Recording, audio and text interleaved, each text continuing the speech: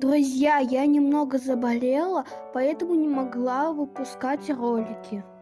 Сегодня ролик о собаке, которую бросили умирать. Один вопрос: за что? Зачем вы так делаете? Эту собачку нашла мама, привязанную цепью. Собачку освободили. Я надеюсь, что тот, кто это сделал, увидит этот ролик. И вам будет очень стыдно за ваш поступок. Нельзя так поступать.